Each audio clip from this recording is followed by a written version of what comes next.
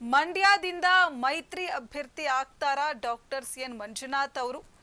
Doctor CN Manjunath Jayadeva ಆಸ್ಪತ್ರೆ ಮಾಜಿ ನಿರ್ದೇಶಕರಾಗಿದ್ದಾರೆ. Doctor Manjunath ಸ್ಪರ್ಧೆ ಬಗ್ಗೆ ಸುಳಿವು ಬಿಟ್ಟುಕೊಟ್ರ ಸಿಎಸ್ ಪುಟ್ಟರಾಜು. ಹಾಗಿದ್ರೆ ಜೆಡಿಎಸ್ ಬಿಜೆಪಿ ಮೈತ್ರಿ ಅಭ್ಯರ್ಥಿ ಆಗ್ತಾರಾ ಡಾಕ್ಟರ್ ಮಂಜುನಾಥ್ ಅವರು? ಮಂಜುನಾಥ್ ಅಭ್ಯರ್ಥಿ ಆಗಲು ನಿರ್ಮಲಾ ನಂದನಾಥ ಶ್ರೀ ಆಶೀರ್ವಾದ ಮಾಡಬೇಕು. ಆದಿಚುಂಚನಗಿರಿ ಮಠದಲ್ಲಿ ಮಾಜಿ ಸಚಿವ ಸಿಎಸ್ ಪುಟ್ಟರಾಜು ಹೇಳಿಕೆಯನ್ನ ಕೊಟ್ಟಿದ್ದಾರೆ. ಆರೋಗ್ಯ ಕ್ಷೇತ್ರದಲ್ಲಿ ಡಾಕ್ಟರ್ ಮಂಜುನಾಥ್ ಸಾಕಷ್ಟು ಸಾಧನೆ ಮಾಡಿದ್ದಾರೆ. ಡಾಕ್ಟರ್ ಮಂಜುನಾಥ್ ಮೂಲತಃ ಹಾಸನ ಜಿಲ್ಲೆಯವರು. ಆದರೆ ಅವರ ವ್ಯವಹಾರ ಭೂಮಿ ಇರೋದೆಲ್ಲ ಮಂಡ್ಯ ಜಿಲ್ಲೆಯಲ್ಲಿ. ರೈಸ್ ಮಿಲ್, ತೋಟ, ಅವರು ಓದಿದ್ದು, ಸಂಬಂಧಿಕರು ಇರೋದು ಮಂಡ್ಯದಲ್ಲಿ. ಆರೋಗ್ಯ ಕ್ಷೇತ್ರದಲ್ಲಿ ಸೇವೆ ಮಾಡಿರುವ ಅವರು ಲೋಕಸಭೆಯಲ್ಲಿ ಸ್ಪರ್ಧಿಸಲಿ, ಚುನಾವಣೆಯಲ್ಲಿ ಗೆದ್ದು ಆರೋಗ್ಯ ಸಚಿವರಾದರೆ ಅವರ ಸೇವೆ ರಾಷ್ಟ್ರಕ್ಕೂ ಸಿಗಲಿದೆ. ಈ ನಿಟ್ಟಿನಲ್ಲಿ ಸ್ವಾಮೀಜಿಗಳು ಡಾಕ್ಟರ್ ಮಂಜುನಾಥ್ ಅವರನ್ನ ಆಶೀರ್ವದಿಸಬೇಕು ಅಂತ ಹೇಳಿ ಆದಿಚುಂಚನಗಿರಿ ಮಠದಲ್ಲಿ ಮಾಜಿ ಸಚಿವ ಸಿಎಸ್ ಪುಟ್ಟರಾಜು ಅವರು ಹೇಳಿಕೆಯನ್ನ ಕೊಟ್ಟಿದ್ದಾರೆ.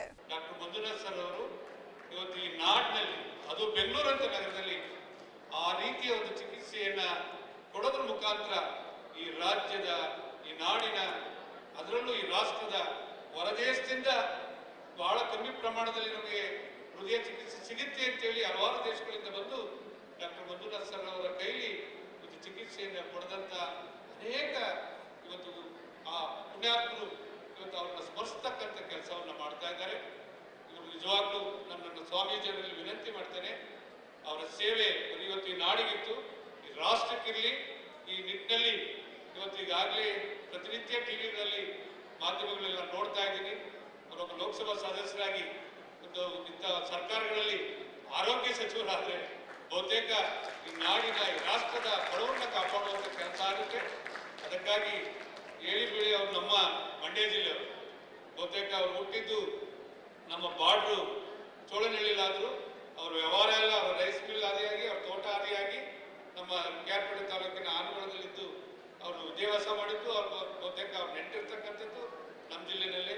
ದಯಮಾಡಿ ಸ್ವಾಮೀಜಿಯವರು ಅವರಿಗೆ ಆಶೀರ್ವಾದ ಮಾಡಿ ಇವತ್ತು ನಮ್ಮ ಜಿಲ್ಲೆಯಿಂದಲೇ ಸ್ಪರ್ಶಿಸಿ ಇವತ್ತು ಬಹುತೇಕ ಈ ರಾಜ್ಯಕ್ಕೆ, ಈ ರಾಷ್ಟ್ರಕ್ಕೆ ನಿಮ್ಮ ಉತ್ತಮವಾದಂಥ ಆರೋಗ್ಯ ಸೇವೆ ಸಿಗುವಂತಾಗಲಿ ಅಂತೇಳಿ ನಾನು ಆ ಭರವೇಶ್ವರನಲ್ಲಿ ಪ್ರಾರ್ಥನೆ ಮಾಡ್ತೀನಿ.